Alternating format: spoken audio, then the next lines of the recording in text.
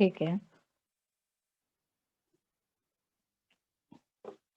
Okay, काल आहे ना मी काय रिवाइज केलं ते एकदा थोडक्यात सांगते हा परत तुम्हाला, म्हणजे प्रॅक्टिस होत जाईल. सारखं सारखं आपण ऐकलं ना म्हणजे क्लिअर होते. नाहीतर तुमच्यापैकी कोणी सांगितलं तरी चालेल. अनस आप बोलोगे कल हमने क्या क्या लिया? अभिनव, अनस को अनम्यूट करो. हाँ तो बोलो अनस.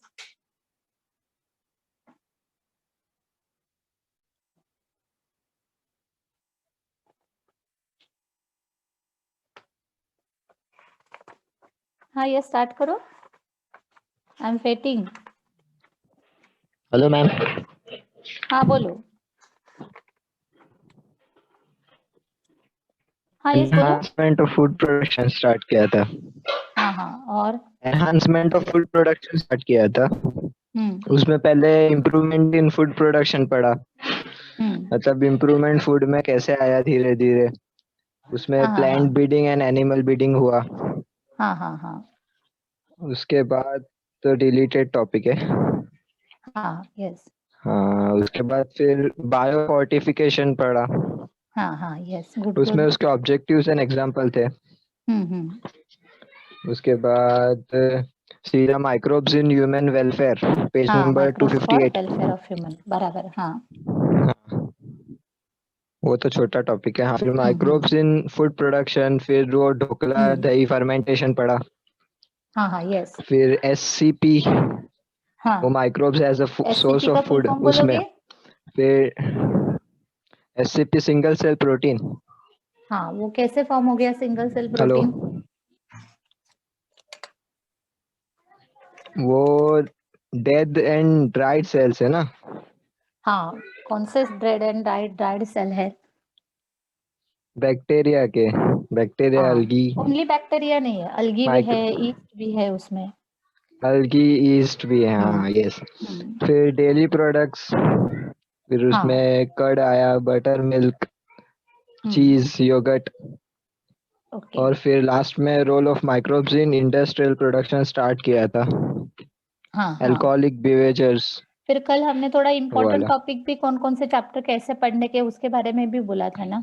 हाँ, और पेपर वो पैटर्न डिस्कस के किया बारे में बोला पेपर था. पैटर्न. Paper pattern yes. अभी आप रुको, कोई किसी और को याद आता है क्या? पेपर पैटर्न देखते हैं.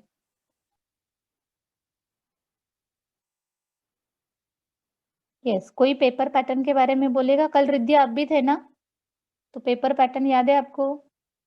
आप लोग अनम्यूट, अभी ना सबको ऑप्शन रखो अनम्यूट होने का. तो मैम आप मैं लोग नहीं थी अनम्यूट कल होके भी. लेक्चर में.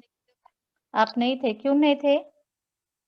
एक्चुअली मैं थोड़ा सा काम कर रही थी और हॉस्पिटल भी गई थी इसलिए लेट हो गया. काम कर रही थी और हॉस्पिटल भी गई थी, दो एट ए टाइम रीजन नहीं नहीं हो नहीं सकते. नहीं नहीं, मतलब पहले काम कर रही थी 11 तक और फिर मैं डायरेक्ट हॉस्पिटल चली गई थी इसलिए मेरा नंबर था. ओके ठीक है. हम्म, कल किसने लेक्चर सुना था फिर? कोशिश करेंगे थोड़ा सा.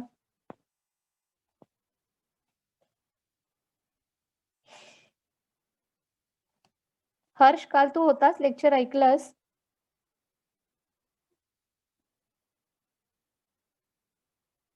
नम्रता काल तू, हाँ तुझा रेंजचा प्रॉब्लेम होता. नेहा आप थे?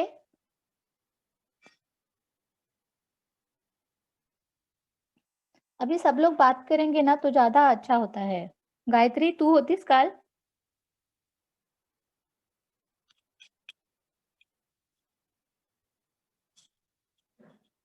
अभी ना अनम्यूटचा ऑप्शन ठेवलायस ना?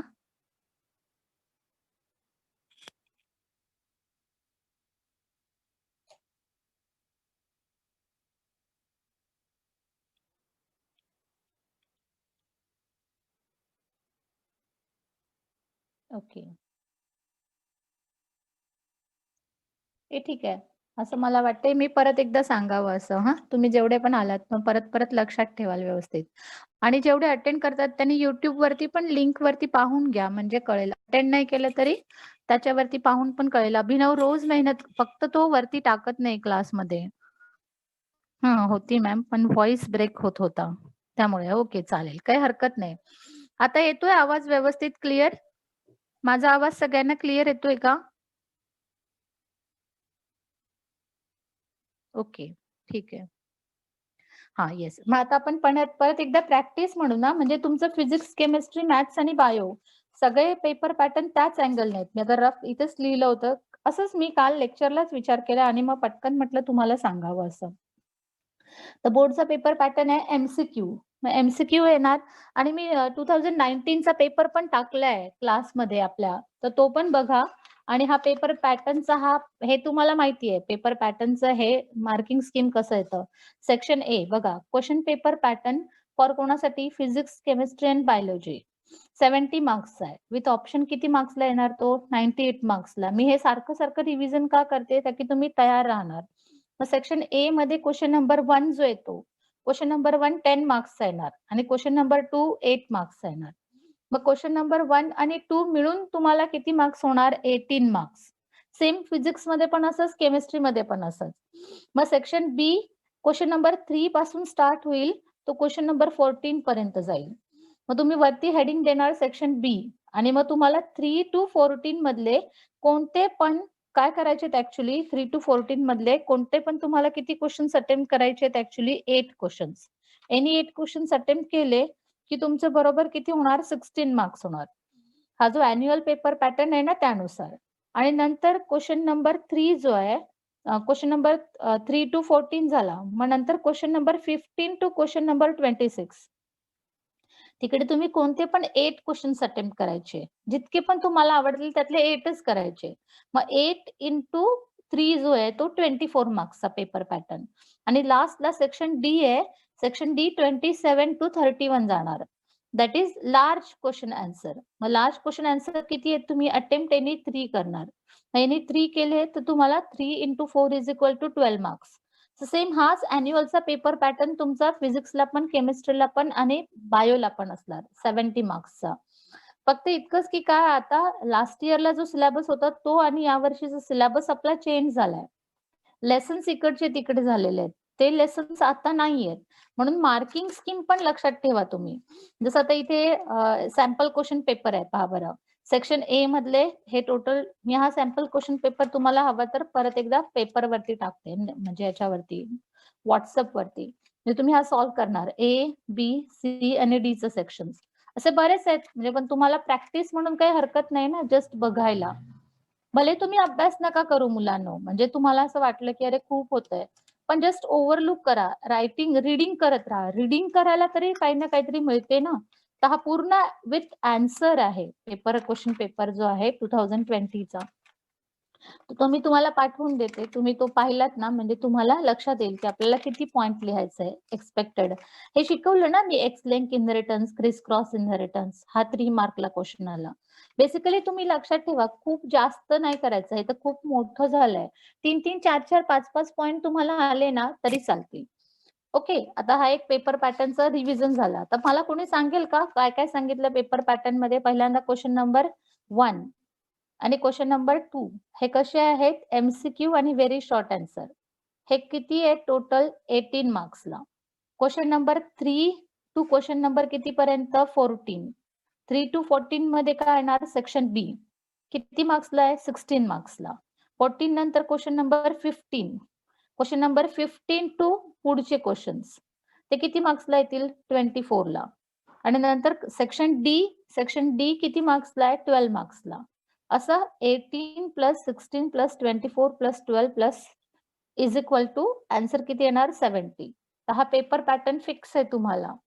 त्याच्यानंतर अभ्यास कसा करायचा मी काल पण सांगितलं होतं, पण एकदा परत रिव्हिजन म्हणून, ताकी माइंड मध्ये फिक्स झालं पाहिजे आणि तुम्ही सगळ्यांना सांगत राहिलं पाहिजे.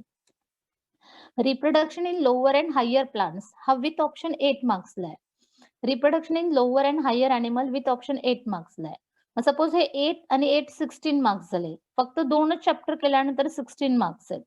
नंतर सपोज प्लांट वॉटर रिलेशन याच्यातलं 6.1 to 6.3 आहे, पण हा लेसन किती मार्क्सला आहे, 7 मार्क्सला. Plant growth and mineral nutrition मधला फक्त 7.9च लर्न करायचंय तुम्हाला, पण हा किती मार्क्सला आहे, 7 मार्क्सचा. मग 8 + 8 16, 16 प्लस इतका छोटासा अभ्यास केला तर तुम्हाला 14 येणार आहे. मग 16 + 14 केलं तर तुम्हाला किती मार्क्स झाले सांगा, 30. म्हणजे हे छोटे छोटे 4 लेसन्स केले तरी तुम्ही 30 मार्क्स मिळवणार बायोमध्ये. क्लिअर हो रहा है, हाँ येस, थँक्यू अनस. तर 30 मार्क्स जर का तुमचे फक्त 4 लेसन करून झाले आणि प्रॅक्टिकलचे तुम्हाला 20 मार्क मिळाले सपोज, तरी 30 + 20 = 50 मार्क्स आहेत. इतकं इझी आहे, म्हणजे हार्ड काही नाही. तुम्ही याच्यातले कोणते पण इम्पॉर्टंट, आता मी हा लेसन शिकवायला बराच वेळ घालवला ना. हे 30 मार्क्स आणि हा रिस्पिरेशन अँड सर्क्युलेशन हा किती मार्क्सला आहे पहा बरं, 10 मार्क्सला. अँड कंट्रोल अँड कोऑर्डिनेशन 11 मार्क्सला आहे. मग 30 + 21 केले तर किती मार्क्स झाले सांगा, 51. म्हणजे इतकं हार्ड नहीं रहला, इतना हार्ड नहीं रहा. 51 प्लस प्रैक्टिकल का 30 सपोज ऐसा किया तो भी 51 + 30 = मार्क्स कितने हो गए देखो, = 81 हो गए. तो आपको वैसे भी डिस्टिंक्शन मिल रहा है ओनली कितने चैप्टर करने से, 1 2 3 4 5 एंड 6. बस आपको डिसाइड करना है कि कौन से 6 चैप्टर करने हैं. मैंने कल भी यही कहा था कि इस चैप्टर पे हम ज्यादा ध्यान देंगे. अब आपको ये जो चैप्टर है ना, plant water relation and plant growth and mineral nutrition, इसे लर्न करके रखना ही चाहिए, क्योंकि उसमें टॉपिक ही कहाँ है, एक पेज है ओनली, नोट्स मैंने दिए हैं, अगर आपने देखे होंगे तो मैंने एक्सप्लेन भी किया ये चैप्टर. तो आप यूट्यूब पे जाके ये 2 चैप्टर का 2-2 बार 3-3 बार लेक्चर सुनो. इस 2 टॉपिक के ऊपर कितने क्वेश्चंस निकाल सकते हैं वो क्वेश्चन निकालो. एक ही बार निकलेंगे 20, मैक्सिमम 10 to 20 क्वेश्चंस निकलेंगे. बराबर है ना? मुझे कुछ समझा नहीं. हाँ बराबर है. चैप्टर नंबर 5 जो है origin and evolution of life, वो भी 8 मार्क्स का, वो 6 मार्क्स का है. तो मतलब हम लोगों को क्या इस तरह से सोचना चाहिए कि क्या क्या डिलीटेड टॉपिक है. तो आपको ज्यादा लेंदी पढ़ना नहीं पड़ेगा, कम पढ़ के आपको अच्छे मार्क्स मिलेंगे. सबको कुछ आइडिया आ रही है मेरा कहने का इंटेंशन क्या है?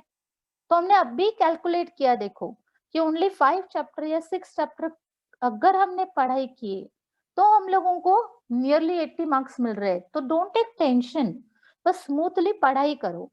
अभी एक्चुअली सोच रही हूँ कंट्रोल रेंज अच्छा है ना. अभी कितना टाइम बाकी है?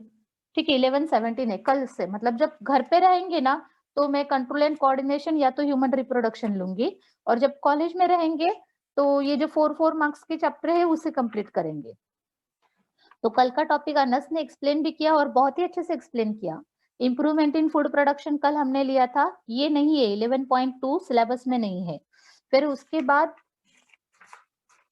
11.3 सिलेबस में नहीं है, 11.4 नहीं है, 11.5 उसमें ओनली एक ही कंसेप्ट है, बायो फोर्टिफिकेशन.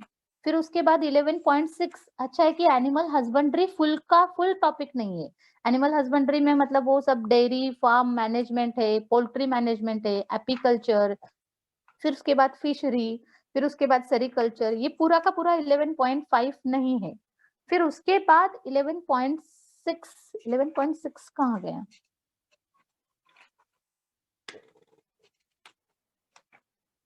अरे हाँ 11.5, हाँ सॉरी 11.5 है, और 11.6 जो है वो एनिमल हस्बेंड्री, वो टॉपिक 11.6 नहीं है, डिलीटेड फॉर एग्जाम है. फिर उसके बाद कौन सा टॉपिक रखा उन्होंने, 11.7, that is microbes in the human welfare, वो है अपने सिलेबस में. तो मैं जो पढ़ा रही हूँ वो भी चेक करो, और मैंने जो पहले डिलीटेड सिलेबस भेजा है वो भी चेक करो, क्योंकि मैं मेरे पास नहीं रखती. तो अगर आपको कुछ डाउट आया तो मुझे बोलते जाना. हाँ, तो माइक्रोब्स को हमको किस तरह से यूज करना है, how we have to use for welfare of human being, वो उन्हें कहना है.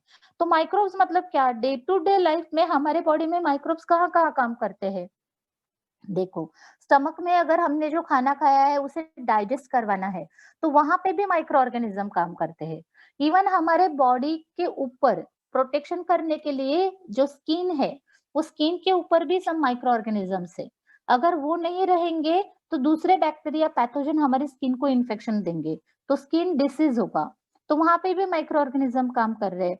फिर उसके बाद हम खाना जो खा रहे हैं, तो खाना गर्म है सपोज, तो वहां पे माइक्रो ऑर्गेनिज्म नहीं है, लेकिन 2-3 घंटे हो गए ना, 3 घंटे के बाद उसके अंदर ऑटोमेटिकली माइक्रो ऑर्गेनिज्म की ग्रोथ होना स्टार्ट होती है. तो हम माइक्रो ऑर्गेनिज्म वाला ही खाना एक्चुअली खाते हैं. उसका गुड एग्जांपल देखो, हम लोग रात को इडली बनाना है तो आटा भिगो के रखते हैं. तो भिगोना मतलब क्या, उसमें ग्रोथ ऑफ माइक्रो ऑर्गेनिज्म करना. या तो डव बनाते हैं हम लोग, आटा भिगो के रखते हैं, तो वो पफीनेस आने के लिए भी उसको ज्यादा भिगो के रखते हैं. तो भिगाना मतलब क्या, समहाउ उसमें माइक्रो ऑर्गेनिज्म की ग्रोथ होना. लेकिन ये माइक्रो ऑर्गेनिज्म यूजफुल है. या तो सपोज किसी को कुछ डिसीज हुआ तो वो जो डॉक्टर एंटीबायोटिक देते हैं, वो एंटीबायोटिक क्या है? वो एंटीबायोटिक माइक्रो ऑर्गेनिज्म का ही पाउडर है। तो साइंटिस्ट ने क्या किया कि अरे microorganism day to day life में यूज हो रहे हैं, तो क्यों ना मैं ह्यूमन वेलफेयर के लिए यूज करूं। ह्यूमन वेलफेयर मतलब क्या है? तो देखो, अभी आप मेरे स्टूडेंट्स है ना, तो मैं स्टूडेंट वेलफेयर की बात कर रही हूँ अभी। स्टूडेंट वेलफेयर मतलब क्या? मेरे क्लास में कितने स्टूडेंट्स है? 63 स्टूडेंट्स है बायोलॉजी के लिए। तो आप कितने 20 स्टूडेंट्स मैक्सिमम मेरे लेक्चर में रहते हैं। तो 20 स्टूडेंट्स का वेलफेयर मतलब क्या? क्या सोचना चाहिए एज अ टीचर ने स्टूडेंट के लिए? स्टूडेंट का मेन इंटेंशन क्या है? 80 मार्क्स उनको पेपर में आने चाहिए। तो उनको वो पेपर टॉपिक समझने के लिए हेल्प करना, दैट इज स्टूडेंट वेलफेयर। वो स्टूडेंट्स को राइटिंग के लिए हेल्प करना, that is student welfare. Student को कुछ इकोनॉमिकल प्रॉब्लम है तो उसे समझना, और अगर हो सकता है तो उन्हें सोर्सेस बताना, how to gain the money, how to increase the economy. तो that is student welfare. Suppose students को मतलब उसकी फूड रिक्वायरमेंट ही फुलफिल नहीं हो रही है, तो वो भी टीचर को समझ में आना चाहिए कि अरे इसकी घर की इकोनॉमिकल प्रॉब्लम इस तरह से है कि इसे खाने को ही नहीं मिल रहा है, तो ऑनलाइन लेक्चर के बारे में वो कैसे सोचेगा। So what I have to give extra guidance to that is called as a student welfare.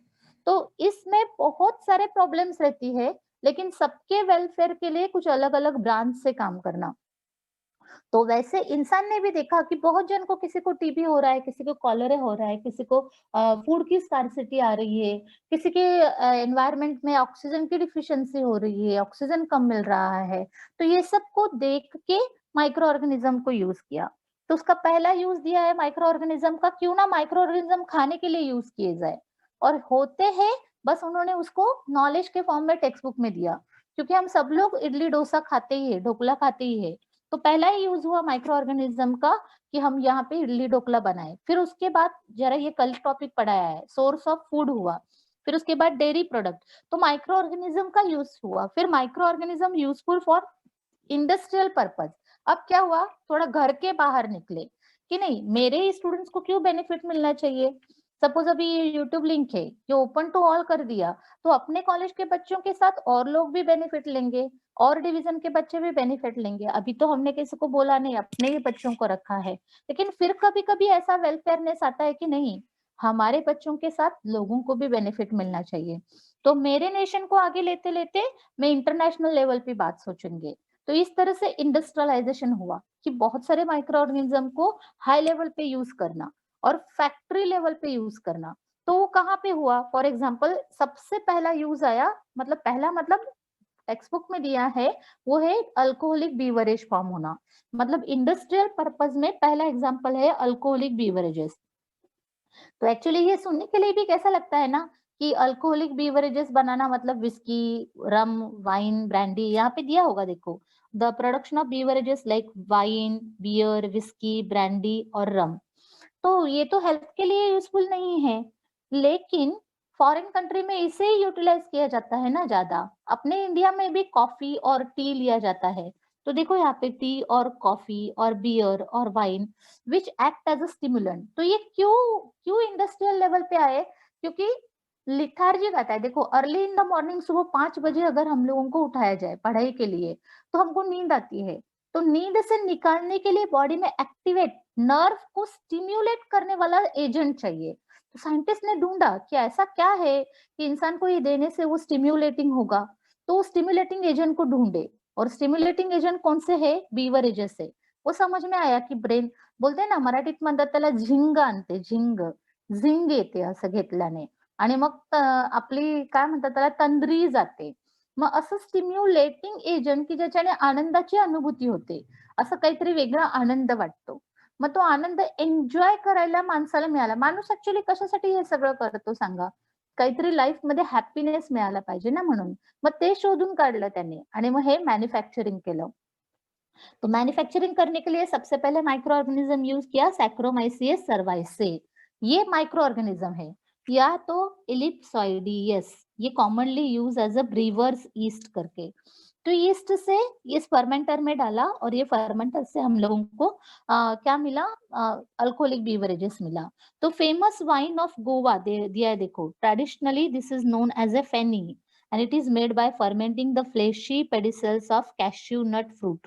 तो कैश्यू नट फ्रूट तो आप सबको मालूम है, तो फ्रूट से भी ये मिल रहा है फेनी करके। तो ये इसमें इसका कुछ भी एक्सप्लेनेशन नहीं है, जस्ट एक डायग्राम के लिए आप रेफर करो। फिर उसके बाद second industrial purpose, I think यहाँ तक हमने कर लिया था, देखो ऑलरेडी 25 हो गए। तो production of alcoholic organic acid.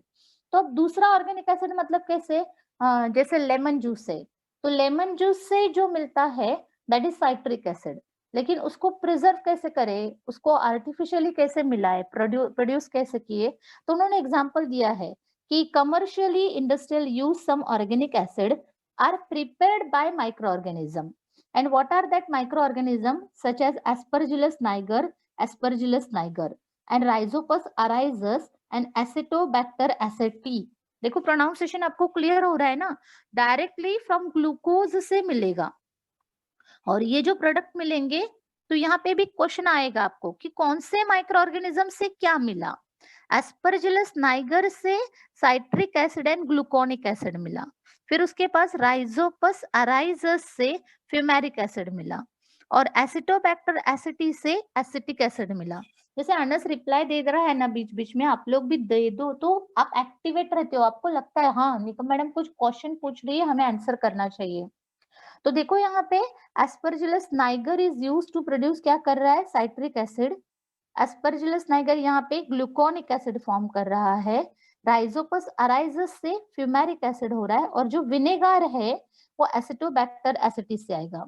तो आप जस्ट एक बार रीड करो तो भी क्लियर हुआ। तो ये हुआ organism use for organic acid formation. अब नेक्स्ट आया कि micro organisms are used for vitamin formation. तो विटामिन का मीनिंग ही देखो, VITAMINES। तो अमाइंस, वाइटल अमाइंस, तो इसका मीनिंग क्या होता है, वाइटल मतलब इंपॉर्टेंट, वेरी इंपॉर्टेंट अमाइंस मतलब very important amino acid that are, देखो vitamins are some organic nitrogenous compound which are capable of performing many life sustaining functions inside our body। तो हमारे लाइफ सस्टेन करना, हमारे life को stable रखना, हमारे life को एनहांस करना, ये जो काम है ये विटामिन से होता है। तो the compounds can not be synthesised by humans except vitamin D. तो मोस्टली ये कंपाउंड्स विटामिन डी ही ओनली है कि सनलाइट अगर उसकी बॉडी में आ जाए तो ह्यूमन बीइंग ऑटोमेटिकली सिंथेसाइज करता है, लेकिन बाकी सब उसको बाहर से मिलते हैं, सप्लीमेंट्री फूड से मिलते हैं। अगर उसने डाइट नहीं लिया तो उसको डिफिशियंसी होगी विटामिन की। तो वही विटामिन की डिफिशियंसी अवॉइड करने के लिए यहाँ पे विटामिन माइक्रो ऑर्गेनिज्म से बनाए गए। तो microbes are useful for synthesis of vitamin. तो फॉर एग्जाम्पल उन्होंने कौन सा कहा है, विटामिन B2। ये जो है B2 कहाँ से मिलता है, न्यूरोस्पोरा गॉसिपी नाम का एक माइक्रो ऑर्गेनिज्म है। फिर उसके बाद इर्मोथेशियम अशबई, यही माइक्रो ऑर्गेनिज्म है, वो यूज हो रहा है विटामिन B2 बनाने के लिए। फिर उसके बाद विटामिन B12 के लिए कौन है, सूडोमोनास डी नाइट्रिफिकन्स। और फिर मतलब vitamin A, vitamin B, vitamin C, vitamin D आप सबको मालूम है। तो वैसे ही विटामिन बी में टाइप है B2 एंड B12 करके, बी कॉम्प्लेक्स कहते हैं हम लोग। फिर उसके बाद vitamin see that is Aspergillus Niger. तो आई थिंक एस्परजिलस नाइगर अपना ऊपर भी हुआ, एस्परजिलस नाइगर से हमें एसिड मिले, साइट्रिक एसिड और ग्लूकोनिक एसिड। वैसे ही एस्परजिलस नाइगर क्या बनाने के लिए काम आता है, विटामिन सी बनाने के लिए। पहला इंडस्ट्रियल प्रोडक्शन क्या हुआ, फर्स्ट वन अल्कोहलिक बीवरेजेस। अब आप बताओ, अल्कोहलिक इंडस्ट्रियल प्रोडक्शन में पहला हुआ अल्कोहलिक बीवरेज, सेकंड क्या आया,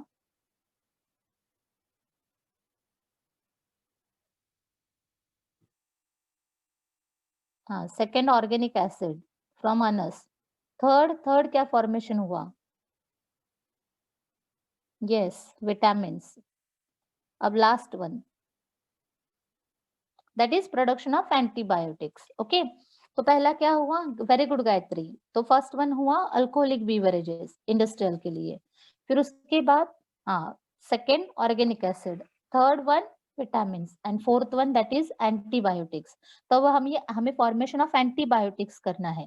एंटीबायोटिक्स मतलब जैसे क्रोसिन कैसे आती है बाजार में, पेनिसिलिन कैसे आती है, स्ट्रेप्सिल कैसे आती है, वैसे मेडिसिन बनाना और उसको कहेंगे antibiotic. To kill the pathogen, pathogen को किल करने वाला जो सिंथेसाइज किया, that is called as antibiotic. So antibiotics are probably the most important group of compound which are synthesized by the industrial microorganism. ये किससे बनाए हैं? माइक्रोऑर्गेनिज्म से। Most antibiotics are secondary metabolites. Okay Abhinav, thank you. Most antibiotics कैसे है? Secondary metabolites से। तो secondary metabolites का मीनिंग क्या होता है? इसका मतलब प्राइमरी मेटाबोलाइट कुछ तो है, तभी तो सेकेंडरी दिया है। तो प्राइमरी मेटाबोलाइट्स मतलब मेन कंस्टिट्यूएंट है और उनके ऊपर प्रोसेस करके जो आता है उसे कहा जाता है सेकेंडरी मेटाबॉलिक प्रोडक्ट। तो फॉर एग्जांपल यहाँ पे दिया है, देखो, the therapeutic importance are used in the medical treatment. तो थेरेपी करते हैं ना हम लोग, जैसे स्किन थेरेपी बोलते हैं, फिर उसके बाद क्या बोलेंगे, हेयर थेरेपी बोलेंगे, फिर उसके बाद सर्जरी जो रहता है वैसे। तो थेरेपेटिक यूज के लिए मेडिसिनल मतलब जो एंटीबायोटिक को यूज किया जाएगा वो मेडिकल ट्रीटमेंट में जाएगा। सम अमाउंट ऑफ ये जो माइक्रोब्स है सच एज, देखो, bacteria, fungi and algae which inhibit the growth of other microbial pathogen, दूसरे माइक्रोऑर्गेनिज्म ग्रोथ होने नहीं देते। So they are used as a medicine, उन्हें मेडिसिन करके यूज किया। अब मैं इसका कैसे कहूँ एग्जांपल, मेडिकल ट्रीटमेंट मतलब डीडीटी, सॉरी डेटॉल होगा। तो डेटॉल कैसे काम करेगा? एंटीसेप्टिक का काम करेगा ना। और हल्दी है, सपोज हल्दी, तो हल्दी भी एंटीसेप्टिक का काम करेगा, लेकिन उसको अगर हम अंदर से पिएंगे तो अंदर भी वो काम करेगा, बराबर है। तो ऐसा प्रॉपर्टी हो गई उसकी medicinal property. And some antibiotics are antibacterial, some are antifungal. Bacteria को किल करने वाले एंटीबैक्टीरियल, फंगाई को किल करने वाले एंटीफंगल। तो उन्होंने फॉर एग्जांपल एंटीबायोटिक के नाम दिए, देखो। First antibiotic that is chloromycetin, second है इरिथ्रोमाइसिन। मेरे साथ बोलो टेक्स्ट बुक में, तो आप जब भी जो भी टाइप करता है ना वो रियली आगे जाएगा, क्योंकि वो एट अ टाइम लर्निंग भी कर रहा है और बॉडी को यूज कर रहा है, सारे बॉडी ऑर्गन्स को यूज कर रहा है, हैंड राइटिंग के लिए यूज कर रहा है। फिर उसके बाद पेनिसिलिन, फिर उसके बाद स्ट्रेप्टोमाइसिन, फिर उसके बाद देखो ग्रेसोफ्लुविन, फिर उसके बाद बैसिट्रेसिन, और उसके बाद दिया है टेरामाइसिन और ऑक्सीटेट्रासाइक्लिन। इतने सारे एंटीबायोटिक की ध्यान में रखने की जरूरत नहीं, कम से कम एक आध दो याद रखो। Chloromycetin, suppose erythromycin and penicillin. Penicillin तो आपको मालूम है अलेक्जेंडर फ्लेमिंग ने डिस्कवर किया है। उसने कौन से फंगस से डिस्कवर किया? पेनिसिलियम क्राइसोजीनम। तो सोर्स ढूंढ रहे कि कौन माइक्रो ऑर्गेनिज्म है जिससे एंटीबायोटिक बना। तो स्ट्रेप्टोमाइसिस वेनेजुएले ने क्लोरोमाइसेटिन फॉर्म किया, स्ट्रेप्टोमाइसिस इरिथ्रियस ने इरिथ्रोमाइसिन फॉर्म किया, पेनिसिलियम क्राइसोजीनम ने पेनिसिलिन बनाया। और ये बाजार में आया, दैट इज इंडस्ट्रियल लेवल पे आया। तो हमें सरदर्द होने लगा तो हम लोगों को यहाँ पे सपोज टेरामाइसिन है, तो ये सपोज एक मेडिसिन मिलने लगी। तो ये मेडिसिन किससे बनी है? स्ट्रेप्टोमाइसिस ऑरिफेशियंस। ये उन्होंने टॉपिक जस्ट एक नॉलेज ओरिएंटेड दिया कि देखो, आपको मैं बता रहा हूँ कि नॉलेज ओरिएंटेड टॉपिक मतलब क्या होता है कि माइक्रो ऑर्गेनिज्म को यूज किया है और उससे ये बनाया, जस्ट नॉलेज के फॉर्म में ध्यान रखना। तो नॉलेज ओरिएंटेड क्वेश्चन कहाँ कहाँ आ सकते हैं? सब जगह, नीचे भी आ सकते हैं, एमसीक्यू में ही नहीं, 2 मार्क्स के लिए भी आ सकते हैं, इवन नीचे भी आ सकते हैं। नीचे कैसे आएंगे? हाँ, 1 वर्ड के लिए भी आ सकते हैं। तो बेसिकली जस्ट 1 वर्ड या एमसीक्यू आएगा तो आपको रीड करके उसमें से फाइंड आउट करना है ना ऑप्शन, तो वहां भी प्रॉब्लम नहीं आएगा। लेकिन कभी ऐसा आएगा 2 मार्क्स के लिए, with help of microbial sources right antibiotic production. मुझे कुछ समझा नहीं, क्या चैट के 1 मिनट में देखती हूँ। डिलीटेड टॉपिक्स एमसीक्यू साठी येणार आहेत का? नाही येणार कृषिका, असं नाही होणार। जर रिलेटेड आहेत ना मग ते नाही येणार, पण सपोज आता काय टीचरचं स्वतःच किती क्लिअरिफिकेशन असणार त्याच्यावरती आहे ना. एखादा आला तर आपण त्याला काही बोलू नाही शकत. ओके. तर आता हे झालं कोणाचा यूज झाला? मायक्रो ऑर्गॅनिझम्सचा. कोणासाठी यूज झाला? अँटीबायोटिकसाठी. आता पुढे मायक्रो ऑर्गॅनिझम बघ, आणखीन पुढे चौथा नंतर पाचवा. Micro organism useful for production of enzyme. बघा, पहिलं आपण काय घेतलं? अल्कोहोलिक बिव्हरेजेस. सेकंड काय घेतलं? मगाशीच तुम्ही सांगत गेलात, ऑर्गॅनिक ऍसिड. तर काय घेतलं? Third one vitamin. Fourth one काय घेतलं? अँटीबायोटिक. माझ्या बरोबर बोलताय ना तुम्ही? असं समजते की तुम्ही माझ्याशी बोलताय मी. आता पाचवं काही एन्झाइम्स आहेत. तुम्ही मला एखाद्या एन्झाइमचे एक्झाम्पल सांगणार? Give me example. Any example you know. कोई एग्जाम्पल टाइप करो आप. एंजाइम मतलब क्या आपको मालूम है? कोई डे टू डे लाइफ का एंजाइम आपको मालूम है ऐसा?